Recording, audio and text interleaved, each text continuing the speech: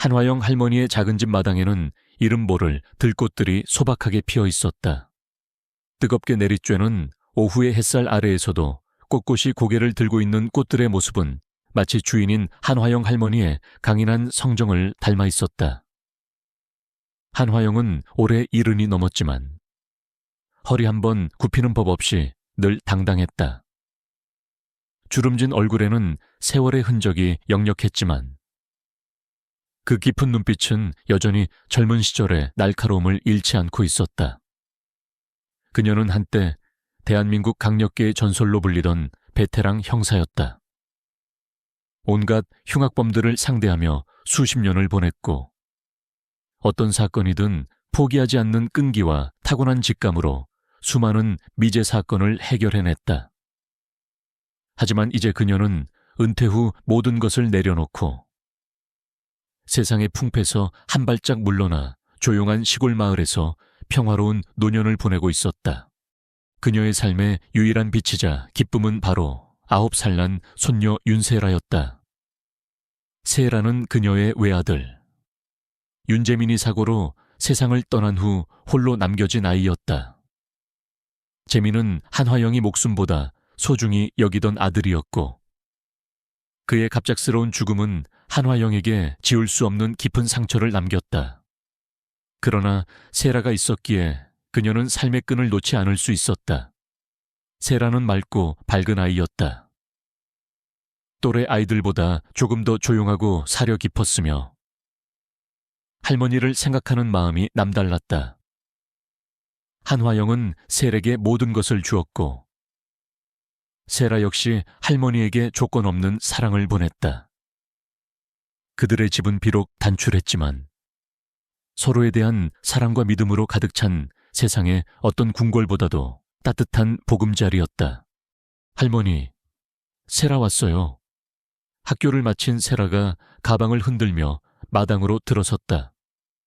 햇살을 받아 반짝이는 세라의 미소는 한화영의 모든 피로를 녹여주는 듯했다. 어이구, 우리 강아지 왔네. 오늘 학교는 어땠어? 힘들진 않았니? 한화영은 들꽃에 물을 주다 말고 셀에게 다가가 머리를 쓰다듬어 주었다. 세라의 부드러운 머리카락을 만질 때마다 그녀의 마음은 한없이 평화로워졌다. 네, 할머니 오늘 받아쓰기 100점 맞았어요. 할머니 가르쳐 주신 대로 열심히 외웠거든요. 세라는 자랑스럽게 받아쓰기 공책을 내밀었다. 한화영은 흐뭇한 미소를 지으며 공책을 받아들었다. 아이고, 우리 세라 정말 대단하네. 역시 할머니 손녀야. 자, 그럼 100점 기념으로 할머니가 맛있는 간식 만들어 줄까? 세라와 함께하는 시간은 한화영에게 삶의 전부였다. 그녀는 세라를 품에 안을 때마다 아들 재민이 살아있는 듯한 따뜻함을 느꼈다. 재민이 세상을 떠난 지 벌써 5년. 시간이 흐를수록 그리움은 더욱 깊어졌지만 세라의 존재는 그 그리움을 견디게 하는 유일한 힘이었다. 재민은 생전에 아내 이지연과 갈등이 많았다. 이지연은 화려하고 도시적인 여성이었지만 돈과 명예를 좇는 성향이 강했다. 반면 재민은 소박하고 정직한 삶을 추구했다. 두 사람의 성격 차이는 결혼 생활 내내 불화를 일으켰고 결국 이지연은 세라가 어릴 때 재민을 떠나 새로운 남자와 재혼했다. 그리고는 5년간 단 한 번도 세라를 찾아오지 않았다. 그래서 한화영은 이지연에게 깊은 불신과 원망을 가지고 있었다. 자신의 아들을 불행하게 만들었고 어린 손녀를 버린 무책임한 여자라고 생각했다. 이지연은 세라의 존재조차 잊은 듯했다. 그런데 바로 오늘 아침 한화영에게 충격적인 전화 한 통이 걸려왔다. 발신자는 이지연이었다. 그녀는 5년 만에 그것도 다짜고짜 세라를 만나러 오겠다는 통보를 해왔다. 세라 엄마가 온다고요 갑자기. 왜요? 한화영은 덤덤한 목소리로 물었지만 그녀의 눈빛은 이미 날카롭게 번뜩이고 있었다. 낯선 사람에게는 잘 드러내지 않는 형사 시절의 예리한 직감이 발동하는 순간이었다. 전화기 너머 이지연의 목소리는 여전히 차갑고 건조했다. 재민이 죽고 나서 제가 너무 힘들어서 세라를 찾아올 엄두를 못 냈어요. 하지만 이제라도 엄마 노릇을 하고 싶어요. 세라에게도 엄마의 사랑이 필요할 거 아니에요. 한화영은 피식 코웃음을 쳤다. 엄마의 사랑. 5년간 단 한 번도 연락 없던 여자가 이제 와서, 그동안 연락 한 통 없다가 이제 와서 무슨... 할머니, 제가 드릴 말씀이 있어요. 세라에게 남겨진 유산 문제도 그렇고 직접 찾아가서 자세히 말씀드릴게요. 이지연의 목소리는 간절함을 가장한 듯 했지만 그 속에는 계산적인 속셈이 감춰져 있었다. 그녀의 말에 한화영은 더욱 경계심을 높였다. 유산이라는 단어가 그녀의 귀에 거슬렸다. 재민이 세라에게 남긴 유산은 그리 많지 않았다. 평범한 아파트 한 채와 약간의 보험금 정도. 하지만 이지연이 갑자기 나타난 이유가 혹시 그 때문이라면 한화영은 형사 시절 수많은 사기꾼들을 상대하며 단련된 촉이 발동하는 것을 느꼈다. 그녀는 이지연의 방문에 왠지 모를 불길한 예감을 지울 수 없었다. 저녁 식사 시간, 세라는 여느 때처럼 할머니와 함께 즐겁게 식사를 했다. 한화영은 세라에게 이지연의 방문에 대해 미리 언지를 주어야 할지 망설였다. 하지만 혹시라도 세라가 상처받을까봐 차마 입이 떨어지지 않았다.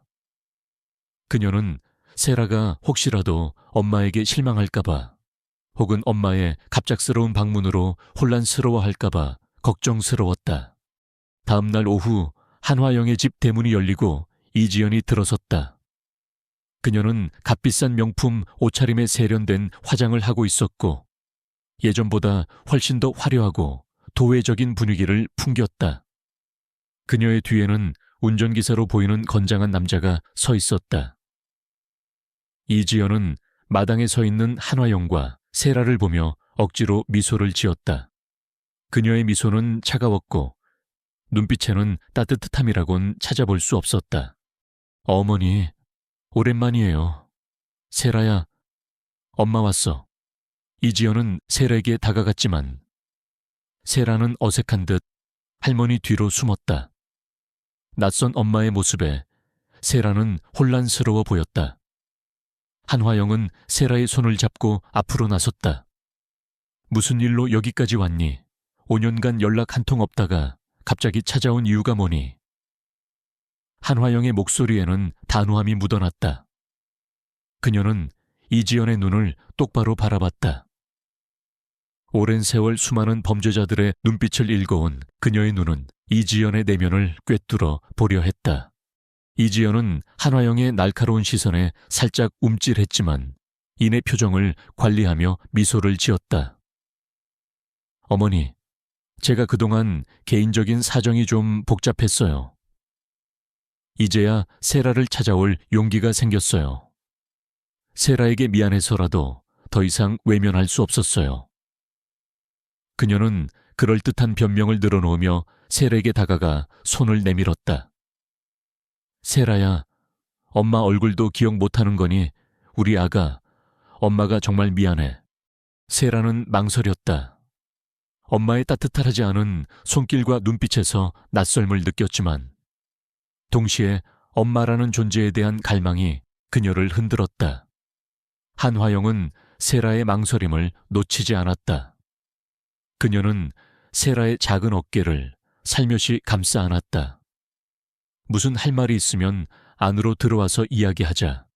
한화영은 이지연의 계산적인 미소 뒤에 숨겨진 차가운 눈빛을 읽어냈다. 그녀의 오랜 직감은 이 방문이 단순한 모녀 상봉이 아님을 분명히 경고하고 있었다. 거대한 그림자가 세라와 자신을 향해 드리워지고 있음을 한화영은 직감했다. 한화영은 이지연을 응접실로 안내했다. 이지연의 눈은 집 안을 훑으며 마치 감정 없는 평가를 내리는 듯 했다.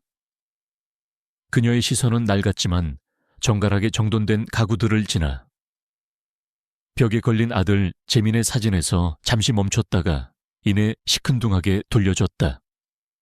한화영은 그 짧은 순간의 변화를 놓치지 않았다. 그녀의 오랜 직감은 이지연이 재민에 대한 그리움이나 슬픔보다는 다른 목적을 가지고 이곳에 왔음을 명확히 알려주고 있었다. 어머니, 집은 여전하시네요. 이지연은 건조하게 말했다. 그녀의 목소리에는 그 어떤 따뜻함도 묻어나지 않았다. 한화영은 세라의 손을 꼭 잡은 채 이지연의 맞은편에 앉았다. 세라는 여전히 할머니 뒤에 몸을 숨긴 채 낯선 엄마의 얼굴을 경계 어린 눈빛으로 바라보고 있었다. 무슨 할 말이 있다고 했지. 유산이라는 말은 또 뭐고. 한화영은 곧바로 본론으로 들어갔다. 감정을 섞지 않은 그녀의 목소리는 형사 시절 신문실에서 용의자를 다그치던 모습과 흡사했다. 이지연은 한화영의 직설적인 태도에 살짝 당황하는 듯 했지만 이내 표정을 가다듬었다. 어머니, 제가 비록 세라를 오랫동안 찾아오지 못했지만 늘 세라를 생각하고 있었어요. 재민 씨가 세상을 떠난 후 제가 너무 힘들어서 재혼도 했고 새로운 삶을 살려고 노력했어요. 그녀는 마치 잘 짜여진 대본을 읽는 듯 유창하게 말을 이어갔다. 그런데 최근에 세력에 남겨진 재민 씨의 유산 문제 때문에 연락드리게 됐어요. 한화영은 미간을 찌푸렸다. 유산 재민이가 세력에 남긴 건 이 아파트와 약간의 보험금뿐이다. 그걸 가지고 무슨 문제를 만든단 말이냐. 어머니, 이 아파트는 재민 씨 명의로 되어 있었지만 세라가 아직 미성년자라 제가 친권자로서 관리해야 할 부분이 있어요. 그리고 그 보험금도 세라가 성인이 될 때까지는 제가 관리하는 게 맞다고 생각해요. 이지연의 목소리에는 은근한 탐욕이 묻어나기 시작했다. 세라를 위해서 더 큰 투자를 해야 하지 않겠어요. 지금 그 돈으로는 세라의 미래를 보장할 수 없어요. 제가 좋은 투자처를 알아보고 있거든요. 한화영은 이지연의 말을 듣고 코웃음을 쳤다. 세라를 위해서. 이지연의 눈빛에는 셀에 대한 사랑이나 걱정보다는 오직 돈에 대한 탐욕만이 번뜩이고 있었다. 그녀는 수십 년간 수많은 사기꾼들의 뻔뻔한 거짓말을 들어왔고 이지연의 말이 얼마나 허황된 것인지 단번에 알아차렸다. 좋은 투자처, 갑자기 웬 투자, 네가 돈에 관심 있는 건 알지만 세라의 돈은 안 된다. 한화영의 목소리에는 경고의 의미가 담겨 있었다. 이지연은 한화영의 단호한 태도에 얼굴을 굳혔다. 어머니, 제가 세라 엄마인데 왜 안 돼요? 그리고 재민 씨가 남긴 재산이 그렇게 적은 줄 아세요? 재민 씨가 죽기 직전까지 큰 프로젝트를 진행하고 있었던 건 아시죠? 그 프로젝트가 성공만 했다면 엄청난 재산을 벌어들였을 거예요. 재민 씨가 그 프로젝트 때문에 사채까지 끌어다 썼다고 들었어요. 한화영의 머릿속에 섬광처럼 스치는 기억이 있었다. 아들 재민이 죽기 전 밤늦게까지 일하며 힘들어했던 모습. 그리고 한 번은 그가 알 수 없는 사람들에게 협박당하는 듯한 전화를 받았던 기억. 당시에는 그저 사업상의 문제겠거니 하고 대수롭지 않게 넘겼었다.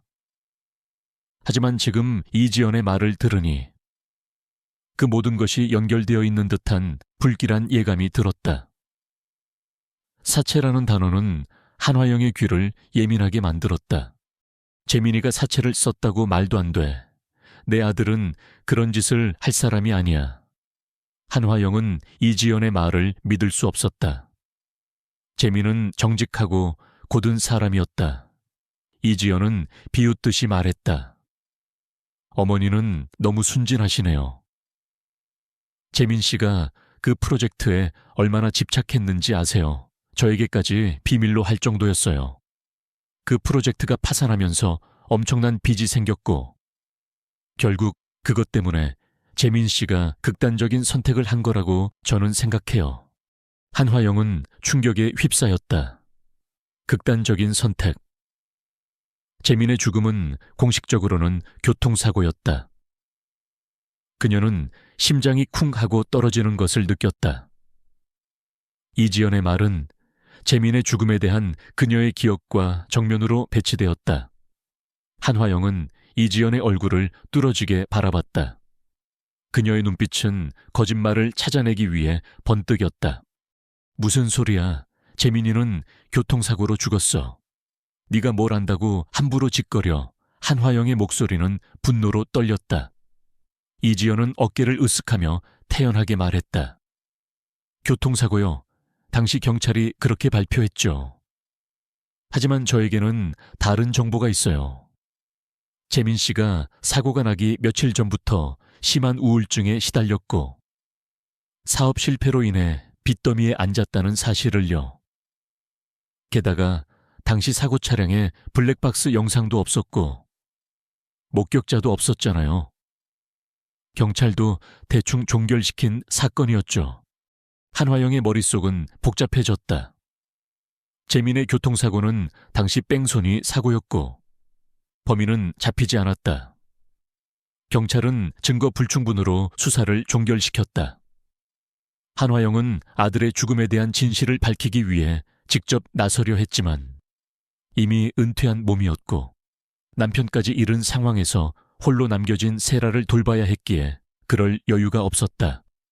그녀는 아들의 죽음이 그저 운 나쁜 사고라고 그렇게 믿으려 노력해왔다.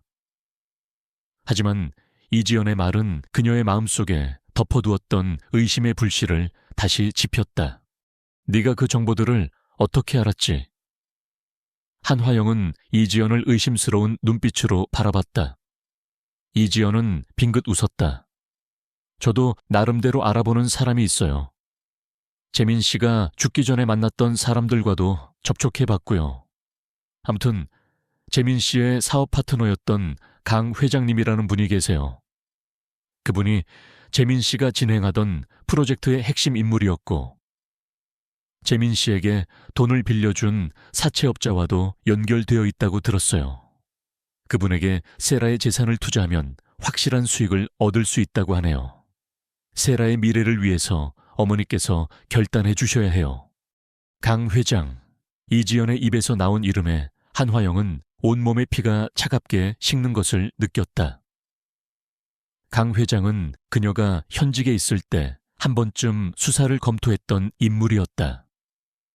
그는 겉으로는 합법적인 사업가 행세를 했지만 실제로는 거대한 사채 조직과 불법 투기 사업을 운영하는 범죄 조직의 수장이었다. 증거 부족으로 그를 잡지 못했지만 한화영은 그가 매우 위험하고 교활한 인물이라는 것을 알고 있었다. 이지연이 그런 인물과 엮여 있다니. 한화영의 직감은 경고음을 울렸다. 이지연의 투자는 단순한 사기극이 아닐 수도 있었다. 그것은 더 큰 그림, 즉 재민의 죽음과 연결된 거대한 음모의 일부일지도 모른다는 섬뜩한 예감이었다.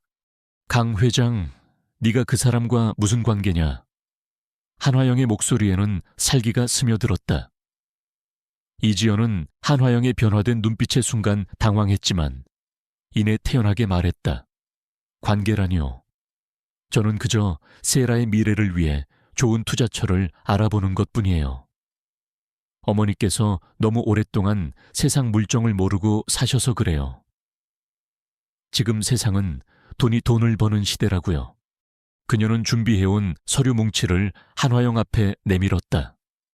그것은 복잡한 투자 계약서와 위임장들이었다. 세라의 재산을 이지연이 마음대로 운용할 수 있도록 동의하는 내용이 담겨 있었다. 한화영은 서류들을 훑어봤다. 글자 하나하나에 교묘한 함정이 숨겨져 있을 것이라고 직감했다. 그녀는 서류를 읽는 척하며 이지연의 얼굴을 살폈다. 이지연의 눈빛에는 확신과 함께 조급함이 섞여 있었다. 마치 이 계약을 빨리 처리하고 싶어 하는 듯한 기색이었다. 어머니, 서명만 하시면 돼요. 세라를 위한 일이라고요. 이지연은 부드러운 목소리로 한화영을 설득하려 했다. 한화영은 서류를 내려놓고 세라를 품에 안았다. 세라는 엄마의 존재에 혼란스러워했지만 할머니의 품 안에서 작은 위안을 얻고 있었다. 한화영은 이지연의 눈을 똑바로 바라봤다. 이지연, 나는 네 말을 믿지 못하겠다. 네가 세라를 위해 온 것 같지도 않고 강 회장이라는 사람과 엮여 있다는 사실이 매우 꺼림칙하다. 이 서류에는 절대 서명할 수 없어. 한화영의 단호한 거절에 이지연의 얼굴에서 미소가 사라졌다. 그녀의 눈빛은 차갑게 변했고 그 속에서 숨겨왔던 탐욕과 분노가 드러났다. 어머니, 지금 저를 의심하시는 거예요. 제가 세라 엄마인데. 설마 제가 제 딸을 속이겠어요. 네가 그럴 수 있는 여자라는 것을 지난 5년간 충분히 보여줬다. 한화영은 비웃듯이 말했다. 세라의 돈은 내가 지킬 것이다. 네가 다시는 이 집에 얼씬거리지 못하게 할 것이다. 이지연은 분노에 찬 얼굴로 자리에서 벌떡 일어났다. 좋아요. 어머니, 그렇게 나오시겠다 이거죠. 그럼 저도 가만히 있지 않을 거예요. 제가 엄마로서의 권리를 되찾기 위해 법적으로 대응할 거예요. 세라가 당신 같은 늙은 할머니 손에서 자라는 게 과연 행복할 거라고 생각하세요? 그녀는 악에 바친 목소리로 소리쳤다. 이봐, 이지연, 함부로 짓거리지 마라. 나는 네가 숨기고 있는 것이 무엇인지 알고 있다. 네가 무엇을 하든 나는 너를 막을 것이다. 내 아들의 죽음에 대한 진실, 그리고 세라의 안전을 위해서라면 어떤 일이라도 할 것이다. 한화영의 목소리에는 차가운 살기마저 깃들어 있었다.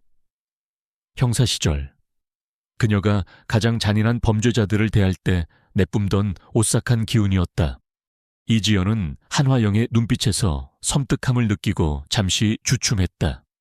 하지만 이내 이를 악물고 몸을 돌려 집을 나섰다. 그녀의 뒤를 따르던 운전기사도 한화영에게 섬뜩한 시선을 한 번 보내고 이지연을 뒤따라 나갔다. 문이 닫히고 다시 정적이 찾아왔지만 한화영의 마음속에는 폭풍이 몰아치고 있었다. 이지연의 방문은 단순한 재산 다툼이 아니었다. 그것은 아들 재민의 죽음 뒤에 숨겨진 추악한 진실, 그리고 세라의 미래를 위협하는 거대한 그림자의 시작이었다. 한화영은 이제 다시 과거의 형사 본능을 일깨워야 할 때가 왔음을 직감했다. 그녀는 세라를 품에 안은 채 차갑게 식어가는 오후의 햇살을 바라봤다. 이지연이 떠나고 난 후 한화영의 집안은 다시 정적에 휩싸였다. 그러나 그 정적은 평화로운 것이 아니라 폭풍 전야의 고요함과 같았다. 세라는 할머니의 품에 얼굴을 묻은 채 작게 흐느끼고 있었다. 낯선 엄마의 방문이 어린 마음에 큰 혼란과 상처를 준 듯했다. 세라야, 괜찮아, 괜찮아. 우리 강아지. 한화영은 세라의 등을 토닥이며 그녀의 머리카락에 입을 맞췄다. 할머니의 따뜻한 온기가 세라에게 조금이나마 위안을 주었다. 세라는 고개를 들어 할머니를 올려다봤다. 할머니, 엄마는 왜 세라를 두고 갔어요? 왜 이제 와서? 세라의 작은 목소리에는 서러움과 함께 이해할 수 없는 배신감이 섞여 있었다. 한화영은 세라의 질문에 가슴이 찢어지는 듯했다. 그녀는 세라에게 이지연의 추악한 진실을 모두 말해줄 수는 없었다. 아직은 너무 어린아이였다. 세라야, 엄마가 잠깐 길을 잃었던 거야. 하지만 할머니는 늘 세라 곁에 있을 거야. 절대로 세라를 혼자 두지 않을 거야. 한화영은 세라를 꼭 안아주며 다짐했다. 그녀의 눈빛은 단호했다. 어떤 일이 있어도 세라를 지킬 것이라는 굳은 결의가 담겨 있었다. 세라를 재운 후 한화영은 응접실로 돌아와 이지연이 남기고 간 서류들을 다시 살펴보았다. 강 회장이라는 이름이 그녀의 뇌리를 맴돌았다. 강 회장은 그녀가 현직에 있을 때 악착같이 쫓았던 인물 중 하나였다. 그는 겉으로는 정직한 사업가로 위장했지만 사실은 거대한 사채 조직과 불법 부동산 투기 사업을 운영하는 어둠의 거물이었다. 증거 부족과 그의 교활함 때문에 검거에 실패했지만 한화영은 그를 언젠가 반드시 잡겠다고 다짐했었다. 이지연이 그 강 회장과 연결되어 있다는 사실은 단순한 우연이 아닐 것이었다. 모든 퍼즐 조각이 맞춰지는 듯한 섬뜩한 예감이 들었다. 한화영은 자신의 서재로 향했다. 그곳에는 그녀가 현직에 있을 때 모아두었던 수많은 자료들과 서류들이 빼곡히 쌓여 있었다. 먼지 쌓인 캐비닛을 열고 그녀는 강 회장과 관련된 과거 사건 파일들을 뒤적였다. 수많은 보고서와 수사 자료들 속에서 그녀는 아들 재민의 이름이 언급된 오래된 파일을 발견했다. 그것은 재민이 사망하기 전 그가 진행하던 사업 프로젝트와 관련된 금융사기 사건의 수사 자료였다. 당시에는 재민이 단순히 피해자 중 한 명이라고 생각하고 깊이 파고들지 않았다. 하지만 이제는 달랐다. 파일 속에는 재민의 회사와 거래했던 여러 업체들의 이름이 나열되어 있었고 그 중에는 강 회장과 관련된 페이퍼 컴퍼니들의 이름도 여러 눈에 띄었다. 그리고 가장 충격적인 것은 재민이 사망하기 몇 주 전 그가 강 회장의 사채 조직으로부터 거액의 대출을 받았다는 기록이었다. 이지연의 말이 사실이었던 것이다. 재민은 정말로 사채에 손을 댔고 그 뒤에 강 회장이 있었다. 한화영은 심장이 격렬하게 뛰는 것을 느꼈다. 아들, 재민은 왜 사채까지 써야 했을까? 그리고 그의 죽음은 정말 우연한 교통사고였을까? 이지연이 언급했던 극단적인 선택이라는 말이 그녀의 귓가를 맴돌았다. 그러나 한화영은 아들이 자살할 리 없다고 확신했다. 그녀의 아들은 그 어떤 고난 속에서도 포기하지 않는 강인한 사람이었다. 그렇다면 강 회장이 재민의 죽음과 관련이 있다는 것인가? 그녀는 자료들을 꼼꼼히 검토하며 기억을 되짚었다. 재민의 사업은 순조롭게 진행되는 듯 보였지만 막판에 자금난에 시달렸다고 들었었다. 그리고 그 시기에 재민은 이지연과 심한 갈등을 겪고 있었다. 이지연은 재민에게 끊임없이 돈을 요구했고 재민은 그녀의 요구를 들어주기 위해 무리하게 사업을 확장하려 했던 것은 아닐까. 그녀는 과거의 동료에게 연락을 취해야겠다고 결심했다. 은퇴한 지 오래되었지만 그녀에게는 여전히 믿을 수 있는 인맥이 있었다. 그녀는 가장 먼저 박선우 형사에게 전화를 걸었다. 박선우는 한화영의 오른팔이자 그녀에게서 수사 노하우를 전수받은 뛰어난 후배였다. 현재는 강력계 팀장으로 승진하여 현직에서 활발하게 활동하고 있었다. 선배님 정말 오랜만입니다. 잘 지내셨습니까? 박선우의 목소리는 여전히 활기찼다. 선우야, 오랜만이다. 잘 지냈어. 다름이 아니라 내게 부탁할 일이 있다. 한화영은 이지연의 방문과 강 회장과의 연관성, 그리고 재민의 과거 사업에 대한 의심을 간략하게 설명했다. 그녀는 특히 재민의 죽음이 단순한 사고가 아닐 수도 있다는 의심을 강조했다. 박선우는 한화영의 설명을 듣고 심각해졌다.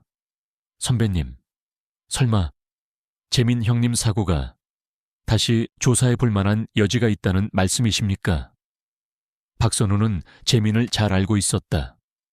그는 늘 밝고 긍정적인 형님이었기에 그의 갑작스러운 죽음은 박선우에게도 큰 충격이었다.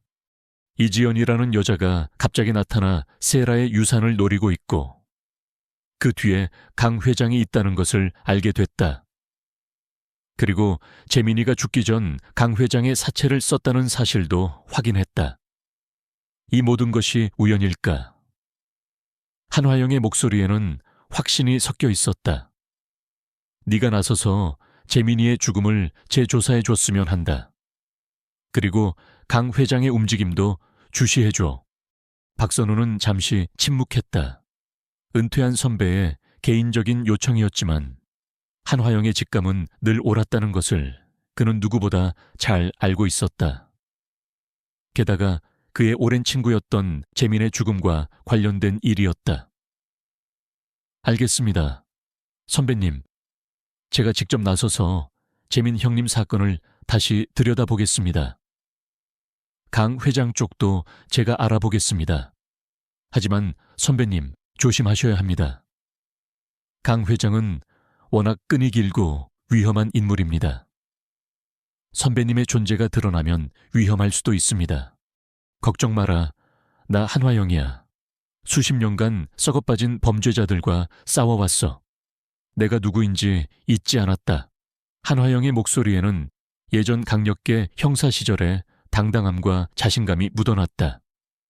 그녀는 다시금 전장으로 돌아갈 준비를 하고 있었다. 다음 날부터 한화영은 본격적으로 자신의 수사를 시작했다. 그녀는 우선 이지연의 현재 행적을 추적했다. 그녀는 이지연이 현재 어떤 투자회사와 연관되어 있는지, 어떤 사람들을 만나고 다니는지 등을 파악했다. 그리고 그 과정에서 그녀는 이지연이 단순히 강 회장의 사주를 받는 것이 아니라 강 회장의 조직 내에서도 상당한 영향력을 행사하는 핵심 인물이라는 것을 알게 되었다. 이지연은 강 회장의 사업 확장과 돈 세탁에 깊이 관여하고 있었다. 특히 이지연은 최근 실버 케어 서비스라는 명목으로 노인들을 대상으로 한 사기성 투자 상품을 기획하고 있었다. 그녀는 치매 노인들의 재산을 노리거나 가족 몰래 대출을 유도하여 그들의 돈을 가로채는 방식으로 막대한 수익을 올리고 있었다. 이 모든 과정 뒤에는 강 회장의 조직이 자금과 인력을 지원하고 있었다. 한화영은 이 사실을 알게 되자 분노를 금할 수 없었다. 자신의 아들이 그렇게 죽고 손녀가 버림받은 것도 모자라 이제는 불쌍한 노인들을 등쳐먹는 데까지 가담하고 있다니. 한편 박선우 형사로부터 연락이 왔다. 선배님, 재민 형님의 사고 기록을 다시 검토해 봤습니다. 당시 수사는 너무 부실했습니다. 뺑소니 차량 운전자의 신원 파악도 제대로 안 됐고 사고 현장 감식도 미흡했어요. 게다가 재민 형님이 사망하기 직전 그의 휴대전화에서 마지막으로 통화한 번호가 있는데 그 번호가 강 회장의 조직과 연결된 대포폰 번호였습니다. 한화영은 주먹을 꽉 쥐었다. 확실한 증거가 잡혔군. 그럼 재민이의 죽음은 사고가 아니라 살인이라는 거냐? 그녀의 목소리는 떨렸지만 눈빛은 더욱 날카로워졌다. 아직 단정할 수는 없지만 가능성이 매우 높습니다. 선배님, 강 회장 조직은 자신들에게 빚을 지거나 방해가 되는 사람들을 제거하는 데 거리낌이 없습니다. 재민 형님이 그들의 사업에 방해가 되거나 혹은 빚 때문에 협박을 받았을 가능성이 충분합니다. 박선우는 말을 이었다. 그리고 이지연 씨의 계좌를 추적해 봤는데 재민 형님 사망 직후 거액의 돈이 그녀의 계좌로 입금된 사실을 확인했습니다. 그 돈의 출처는 강 회장 측이었습니다. 한화영은 심장이 얼어붙는 듯했다. 이지연이 재민의 죽음에 직접적으로 연루되어 있을 가능성이 있다는 것. 그것은 그녀에게 너무나도 고통스러운 진실이었다. 자신의 아들을 죽음으로 몰아넣고 심지어 그 대가로 돈까지 받은 것이란 말인가 며느리라는 이름으로 불리던 여자가 그렇게 잔인한 괴물일 수 있다는 사실이 믿기지 않았다. 하지만 그녀는 형사였다. 감정에 휩쓸려서는 안 되었다. 증거는 명백했고 그녀는 그 증거를 따라 진실을 밝혀내야만 했다. 선우야, 그 모든 증거들을 철저하게 확보해라. 이지연과 강 회장의 모든 범죄를 파헤쳐라. 그리고 셀에게는 절대로 이 사실을 알리지 마라. 한화영은 간절하게 말했다. 그녀는 세라가 엄마의 추악한 진실을 알게 되어 또다시 상처받는 것을 원치 않았다. 이제 한화영의 수사는 단순히 세라의 유산을 지키는 것을 넘어섰다. 그것은 자신의 아들의 억울한 죽음을 밝히고 며느리라는 이름으로 가려진 아기를 심판하는 정의로운 싸움이 되었다. 그녀는 다시 한번 싸움의 선봉에 설 준비가 되어 있었다. 그녀는 세라의 잠든 얼굴을 바라보며 결심했다. 어떤 대가를 치르더라도 반드시 이지연과 강 회장의 추악한 진실을 만천에 드러내고 그들을 법의 심판대에 세울 것이라고 한화영은 박선우 형사로부터 받은 정보들을 바탕으로 심층적인 분석에 들어갔다. 그녀의 서재는 다시금 전성기 강력반 사무실처럼 변모했다. 벽에는 이지연과 강 회장의 사진, 그리고 그들 주변 인물들의 관계도가 거미줄처럼 펼쳐져 있었다. 그녀의 오랜 경험과 직감은 이 거대한 사기극과 살인 음모의 배후에 겹겹이 숨겨진 진실을 파헤치도록 그녀를 이끌었다. 이지연은 단순한 사채 조직의 하수인이 아니었다. 그녀는 강 회장의 두뇌이자 교활한 수법으로 사람들의 심리를 조종하는 전문가였다. 특히 그녀가 추진하는 실버 케어 서비스. 투자 상품은 노인들의 외로움과 불안감을 이용한 잔인한 수법이었다. 요양원 시설 확충, 건강관리 시스템 구축 등 그럴듯한 명목으로 노인들의 노후 자금을 끌어모은 뒤 이를 강 회장의 불법적인 사업 자금으로 유용하고 있었다. 한화영은 이지연이 노인들에게 친절하고 상냥하게 다가가 신뢰를 쌓은 뒤 그들의 모든 것을 빼앗는 과정을 상상하며 치를 떨었다. 그 방식은 마치 독을 바른 꿀과 같았다. 가장 시급한 문제는 이지연과 강 회장의 불법 행위를 입증할 결정적인 증거를 확보하는 것이었다. 박선우 형사는 강 회장 조직의 자금 흐름을 추적하고 있었지만 그들은 워낙 은밀하고 복잡한 방식으로 돈을 세탁하고 있었기에 쉽지 않았다. 특히 재민의 죽음이 사고가 아닌 살인이라는 것을 명확히 밝히기 위해서는 더 직접적인 증거가 필요했다. 한화영은 며칠 밤낮으로 자료를 검토하며 잠을 설쳤다.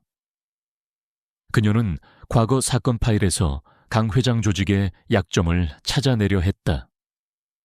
그들의 사업 방식, 돈을 숨기는 패턴, 그리고 주요 접선 장소까지. 그러던 중 그녀의 눈이 한 이름에 멈췄다. 김성철, 강 회장 조직에서 한때 핵심적인 재무를 담당했던 인물로 몇 년 전 강 회장과의 갈등으로 조직을 떠난 뒤 잠적한 상태였다. 그는 조직의 모든 비밀을 알고 있을 가능성이 높았다. 김성철은 과거 한화영이 강 회장을 추적할 때 유력한 정보원 중 한 명으로 고려되었던 인물이었다. 김성철, 그가 모든 것을 알고 있을 거야. 한화영은 확신했다. 문제는 김성철의 행방이었다. 그가 잠적한 지 오래되었고 강 회장 조직에서도 그를 찾고 있을 가능성이 높았다. 한화영은 박선우에게 김성철의 행방을 추적해달라고 요청했다. 박선우는 어려운 일임을 알면서도 선배의 요청에 따라 김성철을 찾아 나섰다. 한편 이지연은 한화영의 완강한 태도에 분노하며 더욱 노골적으로 세라의 재산을 노리기 시작했다. 그녀는 세라의 친권자임을 주장하며 법원에 친권자 변경 소송을 제기했다. 이지연의 변호사는 한화영이 고령으로 미성년자인 세라를 제대로 양육할 능력이 없으며 세라에게 더 나은 환경과 엄마의 사랑이 필요하다는 주장을 펼쳤다. 소장 내용을 받아본 한화영은 분노에 휩싸였다. 뻔뻔한 것 제 딸을 버린 주제에 이제 와서 엄마 노릇을 하겠다니. 그녀는 세라가 혹시라도 이 소송 사실을 알게 될까봐 노심초사했다. 세라에게 또다시 상처를 줄 수는 없었다. 한화영은 곧바로 변호사를 선임하여 이지연의 주장에 반박했다. 그녀는 자신이 세라를 사랑으로 키웠음을 강조하고 이지연의 재정 상태와 과거 행적을 증거로 제시하여 그녀가 친권자로서 부적합하다는 것을 입증하려 했다. 이 소송은 한화영에게 큰 심리적 압박으로 다가왔다. 그녀는 세라에게 이 모든 진실을 숨겨야 한다는 사실에 고통스러웠고 혹시라도 소송에서 지게 될까봐 두려웠다. 그러나 그녀는 물러설 수 없었다. 세라를 지키는 것이 그녀의 마지막 사명이었다. 그때 박선우 형사로부터 김성철의 행방에 대한 단서가 도착했다. 김성철은 강 회장 조직의 추적을 피해 한적한 시골 마을에 숨어 지내고 있었다. 그는 신분을 위장하고 외딴 농가에서 농사를 짓고 있었다. 박선우는 김성철이 강 회장 조직에 의해 목숨의 위협을 받고 있다는 것을 확인했다. 한화영은 망설임 없이 김성철을 찾아갔다.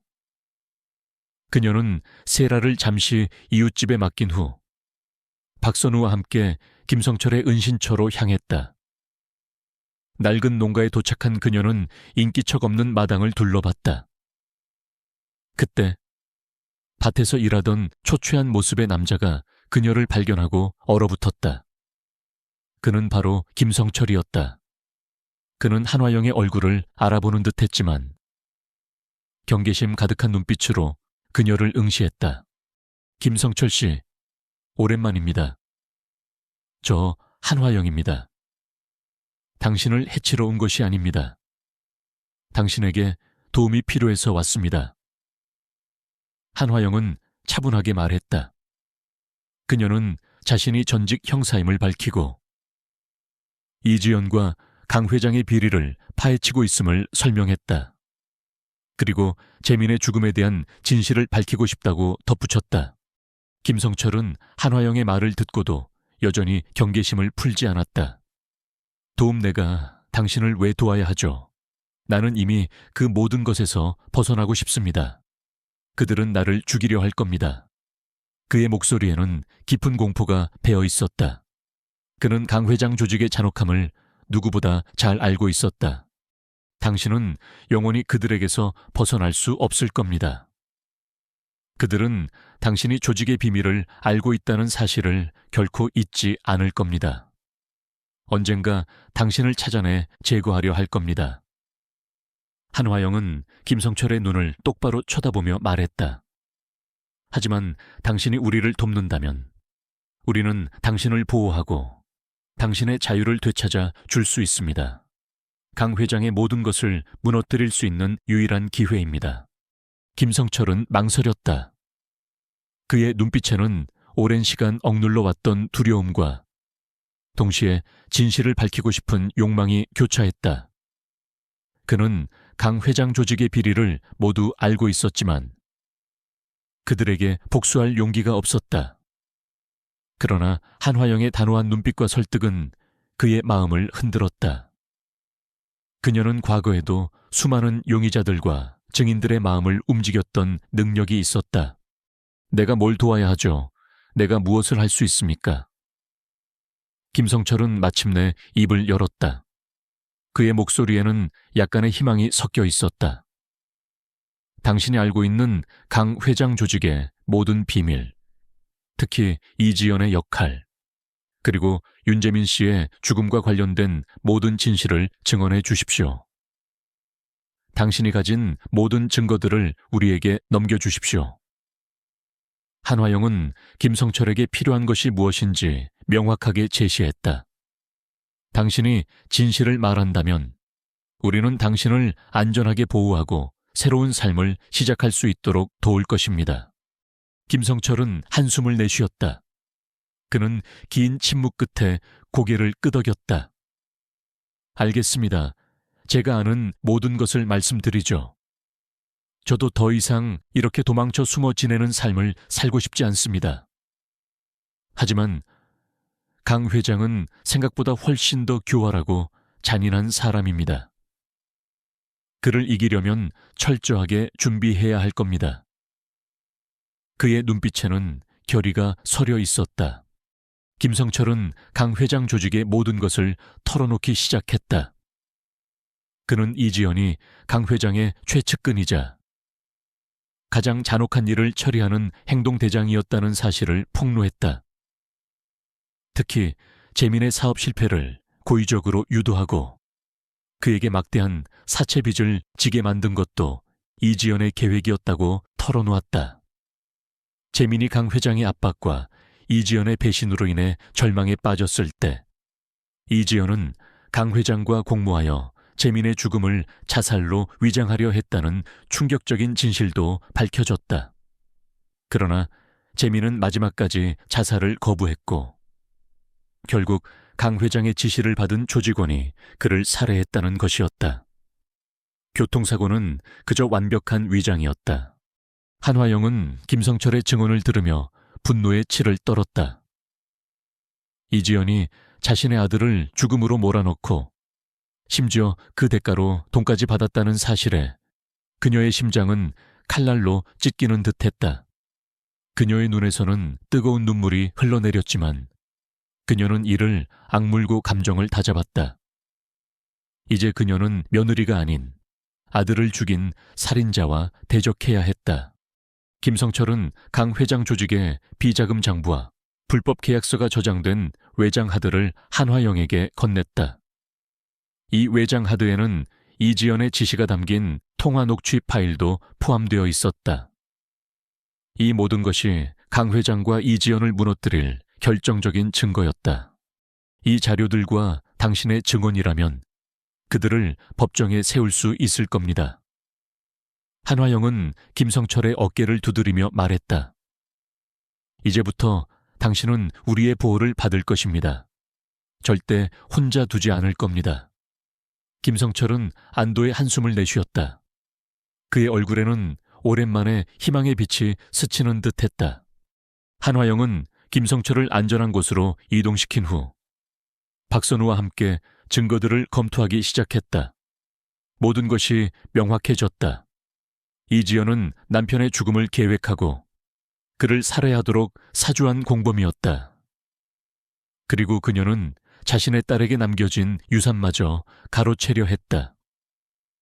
한화영은 심장이 다시 한번 격렬하게 뛰는 것을 느꼈다.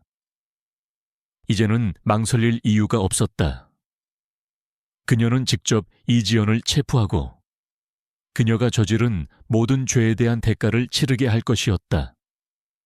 이 싸움은 개인적인 복수를 넘어선 정의를 위한 마지막 전쟁이 될 것이었다. 한화영은 김성철의 증언과 외장 하드 속 자료들을 품에 안고 밤새도록 잠을 이루지 못했다. 아들 재민의 죽음에 얽힌 추악한 진실이 밝혀지자 그녀의 심장은 분노와 슬픔으로 미어지는 듯했다. 며느리라는 이름으로 불리던 이지연이 재민을 죽음으로 몰아넣은 공범이었다는 사실은 그녀에게 감당하기 힘든 고통이었다. 그러나 그녀는 더 이상 감정에 휩쓸리지 않았다. 수십 년간 수많은 범죄자들을 상대하며 단련된 그녀의 냉철함이 다시금 빛을 발했다. 이제 그녀는 할머니가 아닌 한화영 형사로서 이지연과 강 회장의 모든 것을 무너뜨릴 계획을 세워야 했다. 가장 중요한 것은 이지연과의 직접적인 대면이었다. 한화영은 그녀를 체포하기 전에 그녀의 입에서 직접 모든 자백을 받아내고 싶었다. 단순히 증거를 들이미는 것을 넘어 그녀의 죄를 스스로 인정하게 만들고 싶었다. 그녀는 이지연의 봉어지로 알려진 고급 오피스텔로 향했다. 이지연의 오피스텔 로비는 최첨단 보안 시스템으로 무장되어 있었다. 하지만 한화영에게 이런 보안 시스템은 낯선 것이 아니었다. 그녀는 능숙하게 경비원들의 눈을 피하고 보안 카메라의 사각지대를 이용해 건물 안으로 침투했다. 호기심 많던 강력계 신입 형사 시절 그녀는 이런 침투 작전을 즐기기도 했다. 나이든 몸은 예전 같지 않았지만 그녀의 움직임은 여전히 민첩하고 조용했다. 이지연의 호실 앞에 도착한 한화영은 벨을 누르는 대신 문에 귀를 대고 내부의 인기척을 살폈다. 희미하게 들려오는 이지연의 목소리. 그녀는 누군가와 통화를 하고 있는 듯했다. 한화영은 심호흡을 하고 초인종을 눌렀다. 잠시 후 문이 열리고 이지연의 차가운 얼굴이 나타났다. 그녀는 한화영의 갑작스러운 방문에 놀란 듯 눈을 크게 떴다. 어머니, 여긴 어떻게 감히 여기까지 찾아오셨어요? 그녀의 목소리에는 불쾌함과 함께 당황스러움이 섞여 있었다. 한화영은 이지연의 눈을 똑바로 쳐다봤다. 너에게 할 말이 있어서 왔다. 들어가서 이야기하자. 그녀의 목소리에는 그 어떤 감정도 섞여 있지 않았다. 하지만 그 침착함 속에는 강철 같은 의지가 담겨 있었다. 이지연은 한화영의 기세에 눌린 듯 문을 완전히 열어주었다. 한화영은 오피스텔 안으로 들어섰다. 내부는 화려하고 고급스러웠지만 어딘가 차갑고 공허한 느낌을 주었다. 그녀는 소파에 앉지 않고 거실 한가운데에 선 채 이지연을 응시했다. 무슨 말씀이시려고요? 저는 바빠요. 더 이상 세라 유산 문제로 시끄럽게 하고 싶지 않아요. 이지연은 애써 태연한 척했지만 그녀의 시선은 불안하게 흔들렸다. 한화영은 가방에서 외장 하드를 꺼내 테이블 위에 놓았다. 이지연의 눈빛이 흔들렸다. 이게 뭐예요? 저한테 이런 거 보여주지 마세요. 이 안에 네가 저지른 모든 죄가 담겨 있다. 네가 재민이를 죽음으로 몰아넣은 증거도. 한화영은 낮고 단호한 목소리로 말했다. 이지연의 얼굴에서 핏기가 가셨다. 그녀는 외장 하드를 노려보며 떨리는 목소리로 말했다. 무슨 말씀을 하시는 거예요? 저는 아무것도 몰라요. 재민 씨는 사고로 죽었어요. 거짓말 마라. 이지연. 네가 강 회장과 공모하여 재민이를 파산시키고 결국 살해하도록 사주했다는 증거를 확보했다. 네가 재민이 죽음의 대가로 거액을 받았다는 것도 알고 있다. 한화영의 목소리에는 분노가 서서히 스며들기 시작했다. 네가 감히 내 아들을, 감히 세라 아빠를 죽여 그리고 그 아이의 유산까지 탐내. 이지연은 귀를 막으며 소리쳤다. 아니야, 내가 뭘 했다고 그래요. 저는 그저 재민 씨 사업이 망해서 힘들었을 뿐이에요. 강 회장님과는 아무 관계도 없어요. 강 회장의 비자금, 장부, 네가 노인들을 대상으로 벌인 사기 행각, 그리고 재민이에게 사채를 쓰도록 유도하고 결국 살해 계획에 가담한 증거까지 모두 이 안에 있다. 김성철의 증언도 확보했다. 한화영은 이지연의 눈빛을 꿰뚫어 보며 압박했다. 김성철의 이름이 나오자 이지연의 얼굴은 완전히 창백해졌다. 그녀는 그제야 모든 것이 발각되었다는 사실을 깨달은 듯했다. 그녀의 눈빛은 공포와 함께 체념으로 바뀌었다. 김성철, 그 배신자 자식, 감히 그놈이 네가 그를 배신했으니 그도 너를 배신할 수밖에 없었겠지. 너는 죗값을 치러야 한다. 이지연. 한화영의 목소리는 칼날처럼 날카로웠다.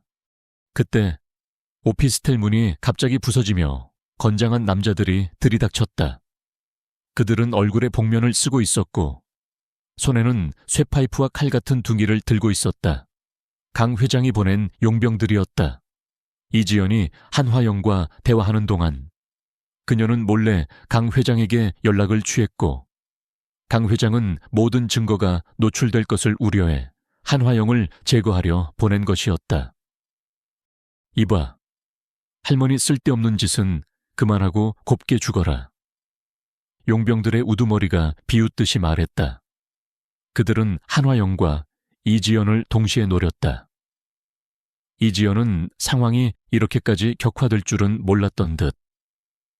용병들의 등장에 겁에 질려 뒷걸음질 쳤다. 한화영은 침착하게 자세를 취했다. 그녀의 눈빛은 순식간에 강력계 형사의 그것으로 변했다. 너희들이 감히 내 손녀의 엄마와 할머니가 있는 곳에 발을 들여놓다니. 오늘 여기서 한 발자국도 살아서 나가지 못할 것이다.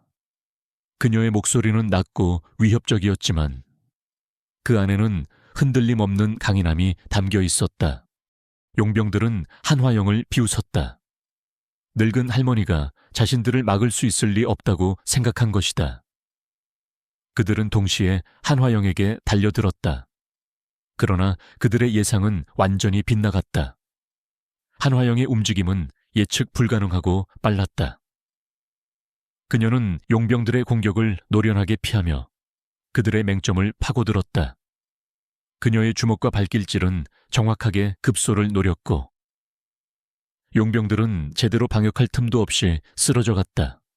한화영은 테이블을 발로 차 넘어뜨려 용병들의 발을 묶었고 의자를 휘둘러 그들의 공격을 막아냈다. 그녀의 몸은 유연하게 움직였고 좁은 오피스텔 공간을 자신의 전장으로 만들었다. 그녀는 용병들의 힘을 역이용하여 그들끼리 부딪히게 만들고 그들이 빈틈을 보이는 순간 정확하게 제압했다. 젠장 이 할망구가 보통이 아니야. 용병들은 한화영의 상상 이상의 실력에 당황했다. 그들은 수를 늘려 한화영을 포위하려 했지만 한화영은 이미 그들의 움직임을 간파하고 있었다. 그녀는 한 용병의 손에서 칼을 빼앗아 그의 목에 겨누며 외쳤다. 강 회장, 이지연 너희들의 시대는 끝났다. 이제 모든 죄의 대가를 치러야 할 것이다. 이지연은 이 모든 상황을 믿을 수 없다는 듯 벌벌 떨고 있었다. 그녀는 한화영이 이렇게까지 강한 사람인 줄은 꿈에도 몰랐다. 그녀는 자신이 얼마나 거대한 존재를 건드렸는지 비로소 깨달았다. 그녀의 모든 계획이 무너지는 순간이었다. 그때 멀리서 사이렌 소리가 들려왔다. 박선우 형사가 김성철의 증언과 한화영의 예상되는 움직임을 바탕으로 미리 경찰 병력을 페레 오피스텔로 보낸 것이었다. 경찰은 이지연의 오피스텔 문이 부서져 있는 것을 보고 곧바로 진입했다. 경찰관들이 들이닥치자 용병들은 당황하여 도주하려 했지만 한화영은 이미 그들의 퇴로를 차단하고 있었다. 그녀는 남아있던 용병들을 모두 제압하고 경찰에게 그들을 인계했다. 이지연은 바닥에 주저앉아 겁에 질린 채 떨고 있었다. 그녀는 더 이상 뻔뻔한 미소를 지을 수 없었다. 그녀의 모든 거짓과 악행이 백일에 드러나는 순간이었다. 박선우 형사가 한화영에게 다가왔다. 선배님 무사하십니까? 역시 선배님밖에 없습니다. 박선우는 한화영의 활약에 감탄했다. 한화영은 고개를 끄덕였다. 그녀는 이지연을 싸늘한 눈빛으로 응시했다. 저 여자를 체포해라. 윤재민 살해, 교사 혐의, 사기, 그리고 강 회장 조직과의 모든 연루 혐의로. 그녀의 목소리는 단호하고 흔들림이 없었다. 이지연은 경찰들에게 팔이 붙잡히자 절규하듯 소리쳤다. 아니야, 내가 세라 엄마인데 할머니 저 이러지 마세요. 제가 감옥에 가면 세라는 어떻게 되는 줄 아세요? 한화영은 이지연의 눈을 똑바로 바라봤다. 그녀의 눈빛에는 분노와 함께 깊은 슬픔이 서려 있었다. 네가 감히 세라 이름을 입에 올리지 마라. 네가 세라를 버렸을 때, 네가 내 아들을 죽음으로 몰아넣었을 때 너는 이미 엄마로서의 자격을 잃었다. 세라는 내가 지킬 것이다. 너는 네 죄에 대한 대가를 치러야 한다. 이지연은 한화영의 단호한 말에 결국 고개를 떨궜다. 그녀는 더 이상 어떤 변명도 할 수 없었다. 그녀는 경찰에 의해 연행되어 나갔다. 그녀의 화려한 겉모습은 초라하게 변했고 그녀의 탐욕스러운 눈빛은 공포와 절망으로 가득 차 있었다. 모든 것이 끝났다. 한화영은 바닥에 주저앉아 깊은 한숨을 내쉬었다.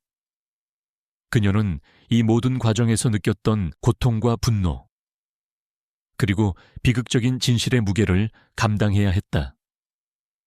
아들을 죽인 며느리를 자신의 손으로 감옥에 보내야 하는 잔인한 현실. 하지만 그녀는 후회하지 않았다. 이것이 정의였고, 이것이 아들을 위한 마지막 복수였으며, 세라를 지키기 위한 유일한 길이었다.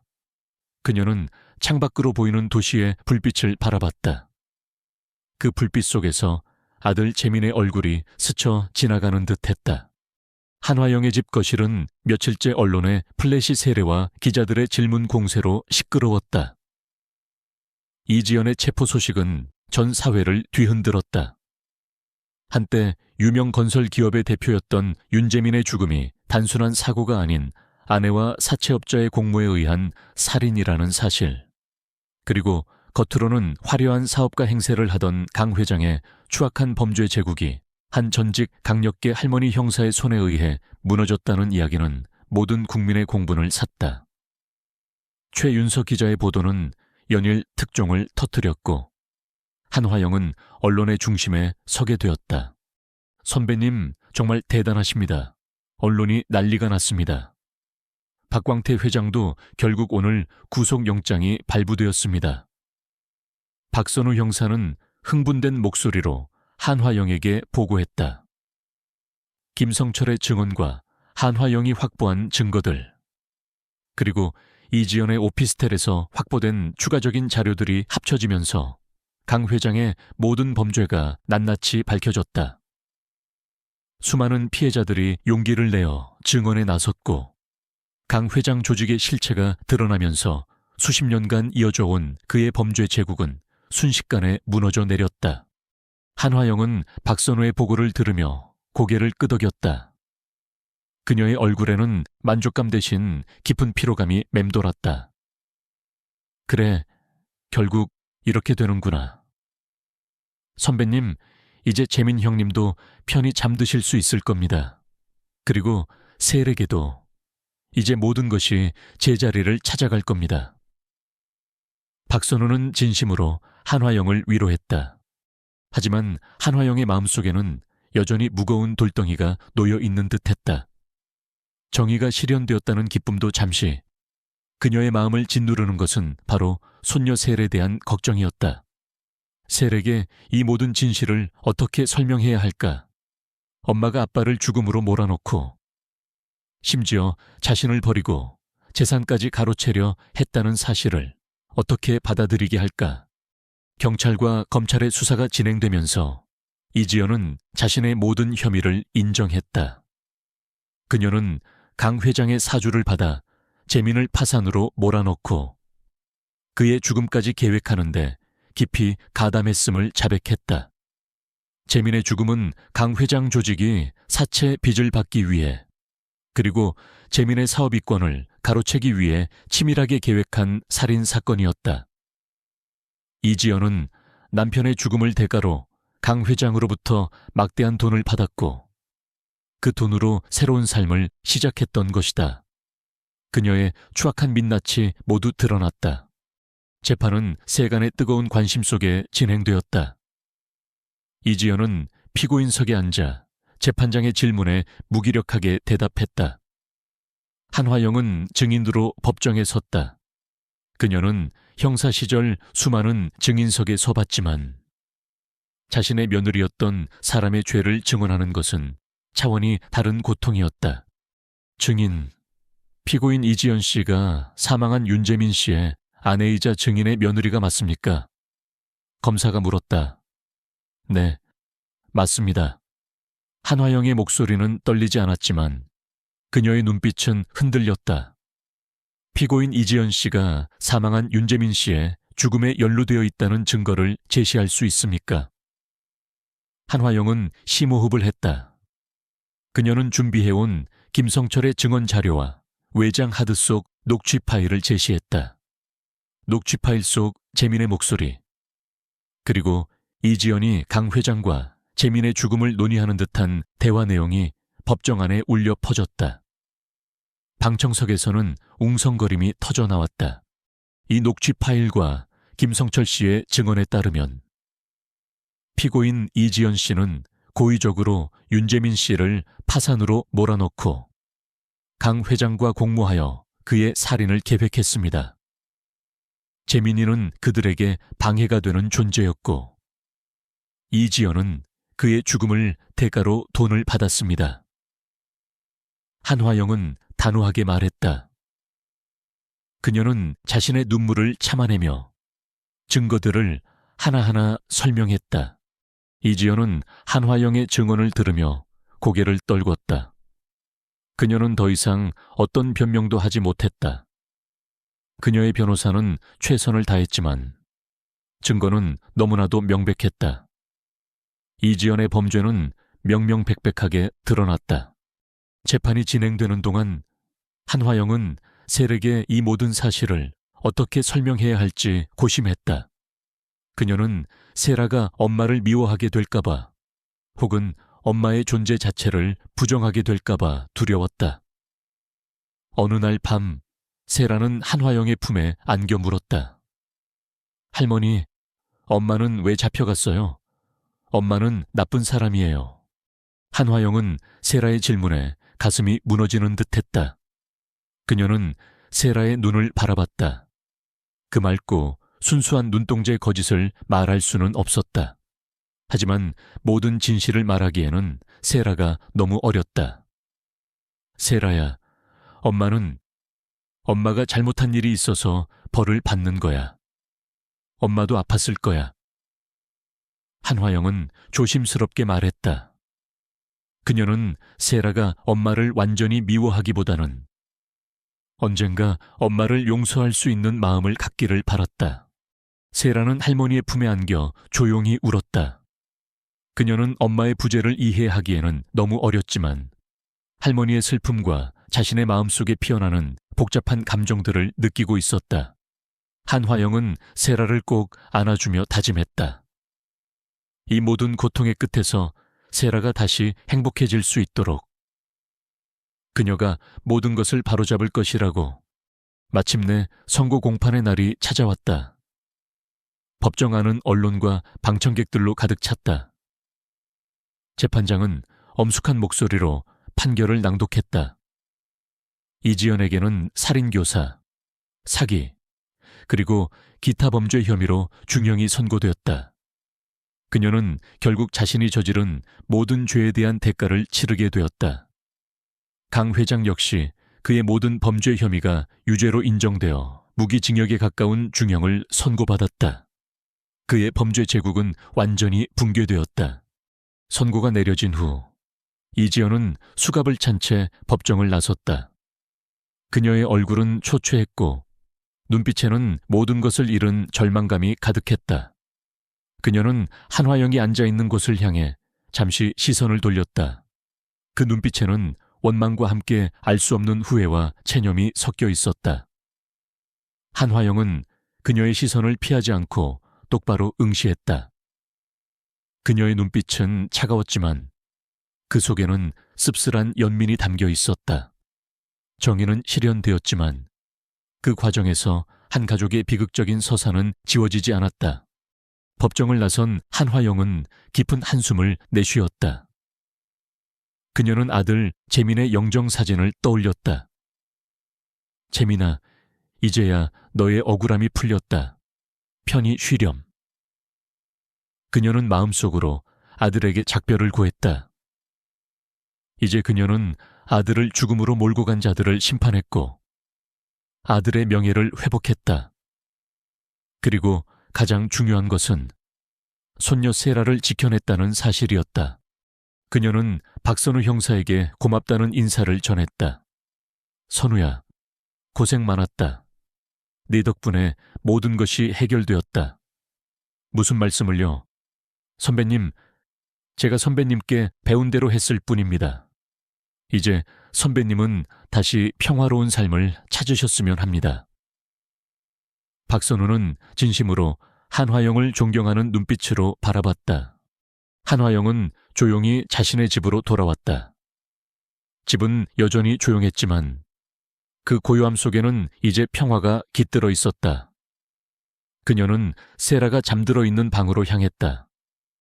세라는 평화로운 얼굴로 잠들어 있었다. 한화영은 세라의 이마에 입을 맞췄다. 이제 세라는 더 이상 악몽 같은 현실에 시달리지 않아도 될 것이었다. 그녀의 삶은 다시금 평화로운 시작을 맞이할 것이었다. 한화영은 자신의 모든 것을 걸고 싸워 얻어낸 이 평화가 영원히 지속되기를 바랐다. 이지연이 감옥에 갇히고 강 회장의 제국이 무너진 후 한화영의 작은 집에는 비로소 진정한 평화가 찾아왔다. 더 이상 언론의 불청객도 경찰의 방문도 없었다. 한화영은 아침마다 마당에 들꽃에 물을 주며 하루를 시작했고 세라는 학교에서 돌아오면 할머니 품에 안겨 제잘거렸다. 세상의 모든 시련이 지나간 듯 그들의 삶은 평온하고 잔잔한 강물처럼 흘러갔다. 하지만 한화영의 마음속에는 여전히 풀어야 할 숙제가 남아 있었다. 바로 세력의 진실을 어떻게 설명할 것인가 하는 문제였다. 이지연의 범죄와 구속은 어린 세력에 지울 수 없는 상처를 남길 수도 있었다. 한화영은 세라가 엄마의 추악한 진실을 알게 되어 깊은 상처를 입을까봐 혹은 엄마를 영원히 미워하게 될까봐 노심초사했다. 그녀는 세라가 이지연에 대한 미움보다는 언젠가 용서할 수 있는 마음을 갖기를 바랐다. 어느 맑은 날 오후 한화영은 세라의 손을 잡고 동네 뒷산으로 향했다. 따스한 햇볕이 나무십 사이로 쏟아져 내렸고 새들의 지저김이 평화롭게 들렸다. 정상에 오르자 마을의 정영이 한눈에 들어왔다. 한화영은 세라를 품에 안고 조용히 이야기를 시작했다. 세라야, 할머니가 해줄 이야기가 있어. 아주 오래전 이야기인데 세라 아빠와 엄마에 대한 이야기야. 세라는 할머니의 품에 기대어 할머니의 목소리를 경청했다. 한화영은 이지연의 모든 죄를 그대로 말하는 대신 재민과 이지연이 서로 다른 가치관을 가지고 있었고 이지연이 물질적인 것에 대한 욕심 때문에 잘못된 선택을 했다는 점을 강조했다. 그리고 그 잘못된 선택이 결국 재민의 죽음이라는 비극을 낳았고 이지연 자신에게도 큰 벌을 가져왔다고 설명했다. 세라 엄마는 많이 아팠던 사람이야. 마음이 아파서 돈이라는 것에 너무 집착했던 거지. 그래서 큰 잘못을 저질렀고 지금 그 죄에 대한 벌을 받고 있는 거야. 한화영은 세라의 머리를 쓰다듬으며 조심스럽게 말했다. 하지만 세라 엄마도 세라를 사랑했을 거야. 다만 그 사랑을 표현하는 방법을 몰랐을 뿐이고 잘못된 방식으로 사랑을 표현하려 했던 거지. 세라는 할머니의 이야기를 들으며 눈물을 글썽였다. 그녀는 엄마가 자신을 버렸다는 사실에 대한 슬픔과 동시에 엄마가 나쁜 사람이었다는 충격에 혼란스러워했다. 할머니, 그럼 엄마는 이제 세라한테 안 와요. 세라의 작은 목소리에는 간절함이 묻어났다. 한화영은 세라를 꽉 안아주었다. 응, 당분간은 못 와. 엄마는 자기 잘못을 반성하고 마음의 병을 고쳐야 해. 하지만 세라에게는 할머니가 있잖아. 할머니는 세라를 절대로 떠나지 않을 거야. 세라 아빠도 하늘에서 세라를 지켜보고 있을 거야. 세라가 슬퍼하면 아빠도 슬퍼하실 거야. 세라는 한화영의 품에 안겨 한참을 울었다. 한화영은 세라의 눈물을 닦아주며 세라가 이 모든 고통 속에서도 바르게 자랄 수 있도록 자신이 더 많은 사랑과 보살핌을 주겠다고 다짐했다. 그날 이후 세라는 조금 더 성숙해졌다. 그녀는 엄마의 부재를 받아들이기 시작했고 할머니의 사랑 속에서 점차 안정을 찾아갔다. 그녀의 마음속에는 엄마에 대한 복잡한 감정이 남아있었지만 할머니의 따뜻한 설명 덕분에 미움보다는 연민과 이해의 감정이 조금씩 자리 잡기 시작했다. 한화영은 세라를 돌보는 일 외에도 다시금 사회에 기여하는 삶을 살기 시작했다. 그녀는 박선우 형사의 권유로 경찰청 산하의 범죄 피해자 지원센터에서 자문위원으로 활동하게 되었다.